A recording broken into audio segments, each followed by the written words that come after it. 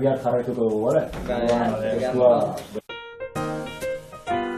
Ni Jean-Jules Fleche naiz, Estatu Batuetakoa naiz, Utahkoa, eta 24 urte ditut. Ateekereki bukatu eta gero. Jarraitu nuen hemen Maizpiden, eta handik orain arte izaten naiz hemen Maizpiden.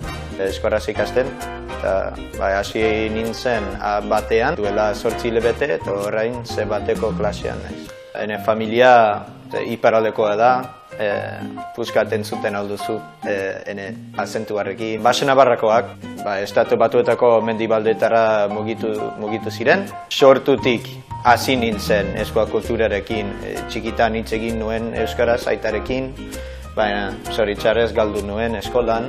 Beti joaten gara eskal bestetara Estatu Batuetan, kultura oso ezberdina da Estatu Batuetan.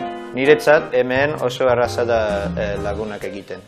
Giroa eta kultura eta asko gustatzen zait musika. Orain poliki ikasten ari naiz akordioa ere, eta ikasten ari naiz alboka. Astean zehar beti Maizpiden, baina asteburutan normalean hemen inguruan lo egiten dut. Batzuetan beste eritara edo lagunak ikustera edo familiak ikustera iparraldera. Hene harrera familia izan zen Zaldibian. Oso jatorrak dira. Niretzat oso erraza zen moldatzea, hene harremana mantentzen dut. Ez gara bizitzen eskualderian, orduan eskualderiko kultura mantendu behar dugu. Normalean abesten dugu, normalean pilota jokatzen dugu, normalean instrumentu bat jotzen dugu.